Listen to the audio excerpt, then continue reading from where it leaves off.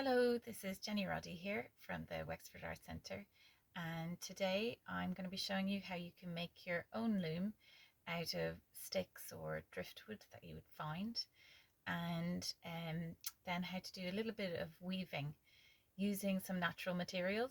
And the idea with this is that the pictures that you create will not be permanent, they'll just be temporary pictures, ephemeral, and just to I suppose enjoy the environment that you're in, whether it be beside the sea or in the woods and or in your garden.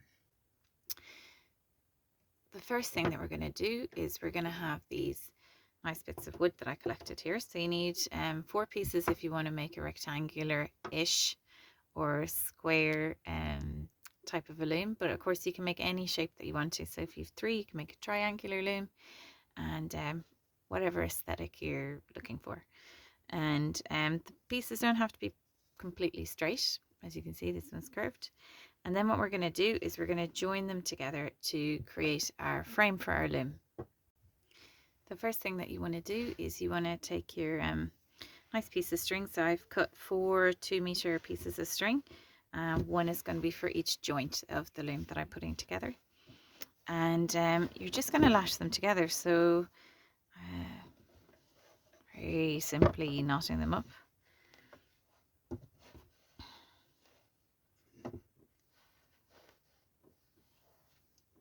Thing with the string, it can get a little bit loose after a while, so you might have to relash these if you want to use your loom a few times, and you can keep redoing it.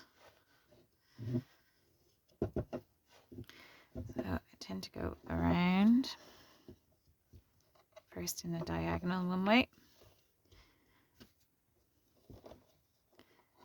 I'm just pulling it around here a couple of times, and then crossing underneath, and then I'm going to bring it back on the other diagonal.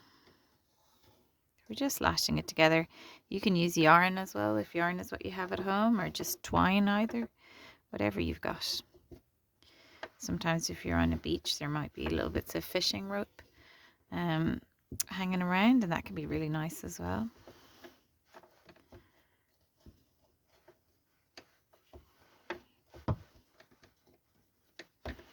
So you're just trying to steady up this a bit. Try to get it nice and tight.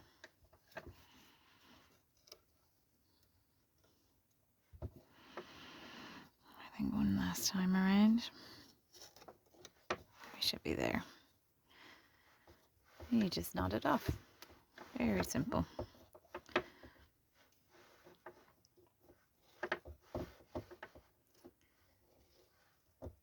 And you're going to have these 2 little bits left over. You wait till the end and you can snip them all off at the end to neaten up your loom. So you got a kind of a nice enough, tight enough joint. It doesn't have to be perfect. And now the next thing I'm going to do is I'm going to tie on my other pieces. So with this pieces of wood, I decided just to use 3 pieces because I really love this bend here, and I think it's going to make a lovely shape for my loom. So now I'm going to get my string, which I have left over here, a nice big roll of string, and you can use yarn or whatever you have. And I'm going to attach it in a corner down here, and we're going to be creating what we call the warp on the loom. So it's the yarn that you weave through. So I'm just tying it. That's why I left these leftover little ends on the string that I used to secure the corners. Tying it on there, then I'll just secure it around. Just circling around. Now we're going to do a kind of a diagonal warp on this one. So I'll start off down here, come around, just come underneath, and then just make a nice loop. This will help to keep it in place. So loop around. We're going to come up here. I'm going to do the same. So I'm kind of keeping tension on the string the whole time, using my thumb to hold it in place. So I'm coming over and then under and all the way around again to come back under this side. Again, I'm going to create another loop here. So I'm going to go all the way around. You see I'm using my fingers to keep the string secure and in place so it doesn't move around, make a nice circle all the way around, up and over, all the time keeping really nice tension on your string if you're able to.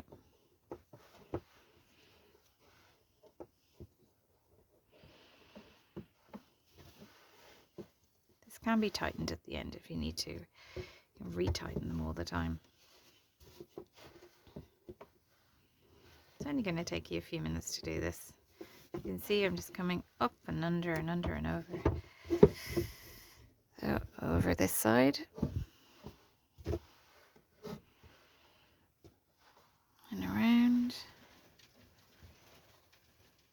I'm going to keep doing this all the way to the end. When you reach the end here, so you want to secure your last bit of warp string here.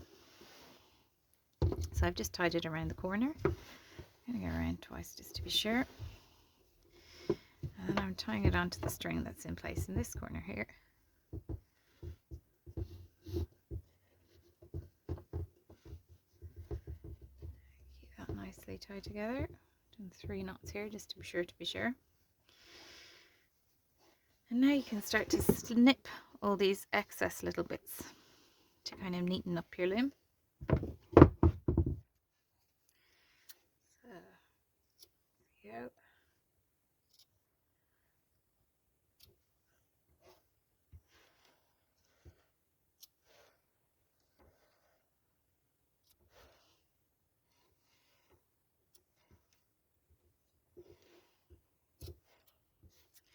Once that's done, then you have a nice little loom. So now I'm going to show you how you can do some weaving on this. And these are going to be our warp, and we're going to do our weft. I went out earlier into the garden and I just picked some flowers and some of these nice long kind of a flax plant in my garden, which are lovely for weaving with, and some buttercups and these purple flowers, which I actually don't know what they are. They've kind of grown wild, taken life of their own in the garden. So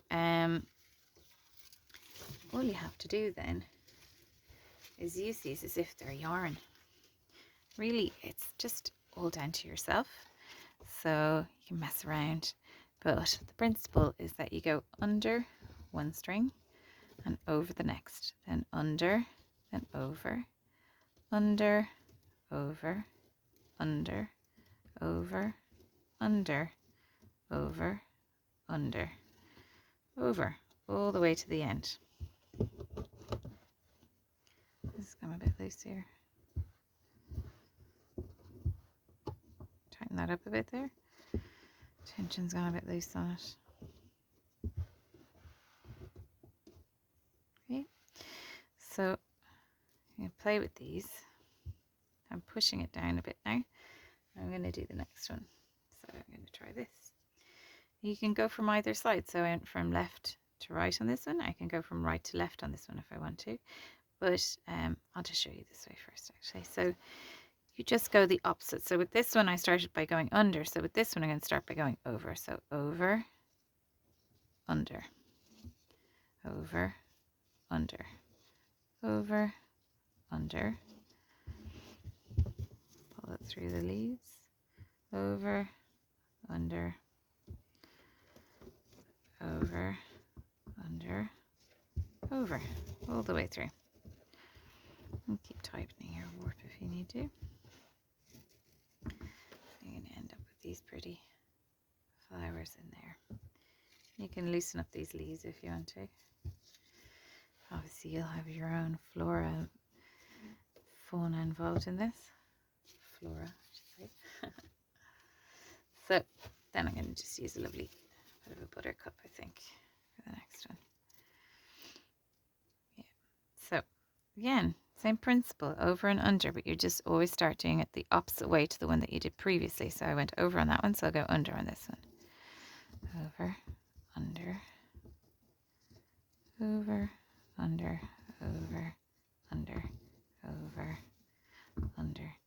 So It's a lovely way just to get used to the principles of weaving and to engage with nature as well. Look around at all the beautiful things that we have outside our doorsteps.